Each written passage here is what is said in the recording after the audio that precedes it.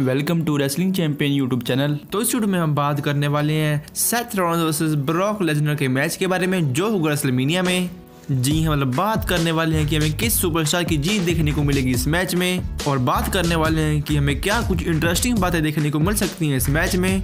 तो यहाँ पर इसके रिलेटेड बहुत ही बढ़िया वीडियो सामने आई है, तो ये वीडियो बहुत इंटरेस्टिंग होने वाली है। तो बिना टाइम वेस्ट किए स्टार्ट करते हैं। बात करने वाले हैं इस टॉपिक के रिलेटेड बहुत ही डिटेल बातें। जी हम लोग क्या क्या होगा अगर यहाँ पर ब्रॉक लेसनर जीत गए, मतलब क्या क्या फायदे होंगे, क्या क्या नुकसान होंगे, मतलब क्या क्या सरप्राइजेस यहाँ पर चुन सकती है रेसलमेनिया के इस मैच के लिए, वो सब हम बात करने वाले हैं इस वीडियो में। तो जैसे कि हम सबको पता है कि ये मैच ऑफिशियली डब्ल्यूडब्ल्यूई की तरफ से कंफर्म हो चुका है, मतलब मैच देखने को मिलेगा रेसलमेनिया में, और ये है Brock Lesnar versus Seth Rollins for universal championship. अगर हम बात करें करंट सिनेरियो की कि डब्ल्यूडब्ल्यूई यहाँ पर क्या सोच सकती है, तो यहाँ पर डब्ल्यूडब्ल्यूई सोच सकती है कि यहाँ पर सेथ रॉलिंस को इस मैच में जितवाया जाए और बनवाया जाए न्यू यूनिवर्सल चैंपियन। जी हाँ, जिस दौर पर अभी सेथ रॉलिंस और डब्ल्यूडब्ल्यूई चल रहे हैं उसे देख कर ये लग रहा है कि सेथ रॉलिंस यहाँ पर जीत सकते हैं। जी हम लोग इस मैच में डब्ल्यूडब्ल्यूई सेथ रॉलिंस को ये मौका दे सकती है कि वो बने जो स्ले कर सकते हैं बीस्ट को। और यहाँ पर अगर हम बात करें फैंस की कि फैंस यहाँ पर क्या चाहते हैं, तो यहाँ पर फैंस ये चाहते हैं कि सेथ रॉलिंस जीतें। इसका प्रूफ ये है कि जब पिछली से पिछली रॉ में ये मैच कंफर्म हुआ था, मतलब जब सेथ रॉलिंस ने चूज किया था ब्रॉक लेसनर को, तब उस रॉ के एपिसोड्स के बाद यहाँ पर डब्ल्यूडब्ल्यूई ने अपने डब्ल्यूडब्ल्यूई के नेटवर्क पर एक पोल क्रिएट किया था कि आपको क्या लगता है कि इस मैच में कौन जीतेगा, ब्रॉक लेसनर या फिर सेथ रॉलिंस। तो यहाँ पर 82% फैंस ने कहा था कि सेथ रॉलिंस। मतलब यहाँ पर इससे एक बात तो क्लियर हो चुकी है कि यहाँ पर डब्ल्यूडब्ल्यूई के सभी मतलब ऑलमोस्ट फैंस यही चाहते हैं कि सेथ रॉलिंस इस मैच में जीतें और बन जाए न्यू यूनिवर्सल चैंपियन। सबसे पहले तो अगर हम बात करें सेथ रॉलिंस के बारे में, अगर यहाँ पर सेथ रॉलिंस जीत गए तो उनके लिए फायदा होगा या नुकसान। तो यहाँ पर जिस वक्त अभी सेथ रॉलिंस पहुंचे हुए हैं वो उनका पीक पॉइंट है, मतलब इस लेवल की सफलता कभी हासिल नहीं की डब्ल्यूडब्ल्यूई में जितनी वो अब कर रहे हैं। और यहाँ पर अगर सेथ रॉलिंस की जीत हुई तो वो एक बहुत ही अच्छा मूवमेंट होगा डब्ल्यूडब्ल्यूई के लिए, क्योंकि पहली बात तो वो है अभी डब्ल्यूडब्ल्यूई में फेस, और दूसरी बात वो है डब्ल्यूडब्ल्यूई के साथ रेगुलर। आपको पता है कि जो फैंस ब्रॉक लेसनर को हेट करते हैं वो यही रीजन से करते हैं कि वो रेगुलर नहीं है डब्ल्यूडब्ल्यूई के साथ, मतलब 2 महीने में या फिर 1 महीने में एक बार ही आते हैं। यही रीजन है कि यहाँ पर ब्रॉक लेसनर को मिलती है हेट।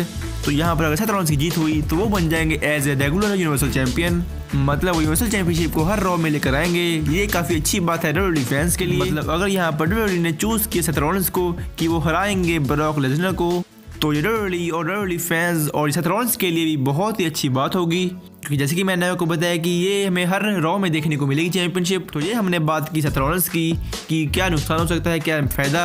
और अगर हम बात करें ब्रॉक लेसनर की, अगर यहाँ पर मतलब ब्रॉक लेसनर रिटर्न कर लिया अपनी चैंपियनशिप तो क्या फायदा होगा डब्ल्यूडब्ल्यूई को, क्या नुकसान। तो यहाँ पर अगर ब्रॉक लेसनर हार गए इस मैच में तो ये डब्ल्यूडब्ल्यूई के लिए फायदा भी होगा, क्योंकि वो रेसलमेनिया का मैच बहुत ही बड़ा मैच बन जाएगा, क्योंकि जिसमें ब्रॉक लेसनर हारे हैं वो ऑटोमेटिकली बहुत ही बड़ा मैच बन जाता है। तो ये तो हो गई फायदे की बात डब्ल्यूडब्ल्यूई के लिए। तो नुकसान वाली बात यह है कि अगर यहाँ पर ब्रॉक लेसनर हार गए तो इसके चांसेस बहुत ही कम हो जाएंगे कि वो डब्ल्यूडब्ल्यूई के साथ लंबे टाइम तक रहेंगे। जी हाँ, क्योंकि ब्रॉक लेसनर की पर्सनैलिटी डब्ल्यूडब्ल्यूई में बहुत ही बड़ी है, और ये एक तरह से की बड़ी पर्सनैलिटी डिजर्व करती है एक बहुत ही बड़ा टाइटल, और ये टाइटल उनके पास ही है, और ये है यूनिवर्सल चैंपियनशिप।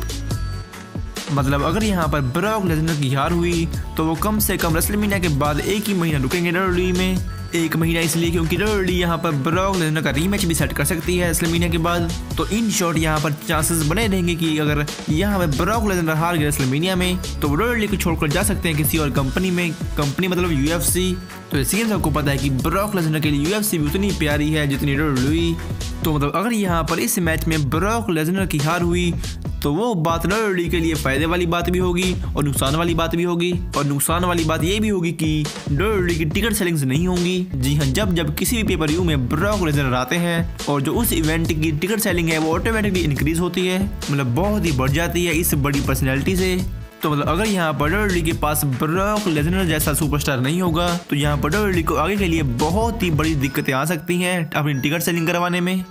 तो मतलब यहाँ पर असली बात यह है कि अगर यहाँ पर इस मैच में सेथ रॉलिंस की जीत हुई तो ये बहुत ही अच्छी बात होगी सेथ रॉलिंस के करियर के लिए और डब्ल्यूडब्ल्यूई फैंस के लिए। लेकिन यही अच्छी बात डब्ल्यूडब्ल्यूई को आगे के लिए दिक्कत में डाल सकती है, क्योंकि ब्रॉक लेसनर की अपीयरेंस ना होना मतलब टिकट सेलिंग ना होने की बात है।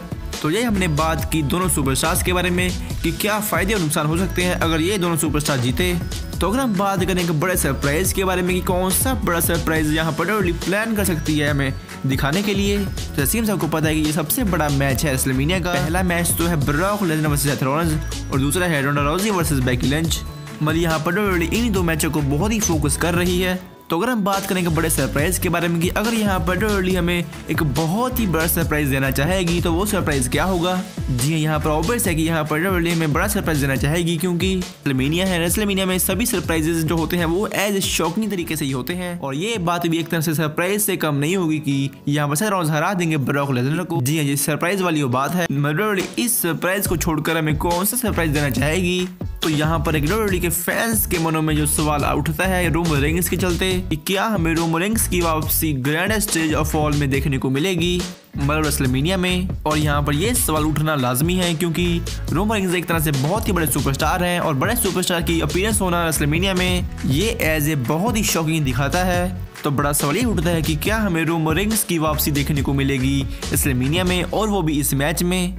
तो यहाँ पर मैं आपको बताऊं कि इसके बारे में कोई अपडेट तो नहीं है, लेकिन अगर आप मुझसे पूछे तो वो आ तो सकते हैं शायद एज स्पेशल अपीयरेंस या फिर कुछ रिकॉर्डिंग करने या फिर ऑडियंस में। लेकिन स्पेशली अगर आप बात करें इस मैच के बारे में तो मेरे ख्याल से यहाँ पर रोमन रेंस की वापसी नहीं होने वाली और वो भी स्पेशली इस मैच में। तो अगर हम बात करें अगले सरप्राइज के बारे में तो अगला सरप्राइज ये हो सकता है कि हमें कोई स्पेशल गेस्ट रेफरी देखने को मिले इस मैच में। तो जैसे कि हम सबको पता है कि इस मैच की हाइप WWE के फैंस के ऊपर बहुत ही ज़्यादा बनी हुई है। जी हाँ, यहाँ पर फैंस ये मैच देखने के लिए बहुत ही उतावले हो रहे हैं।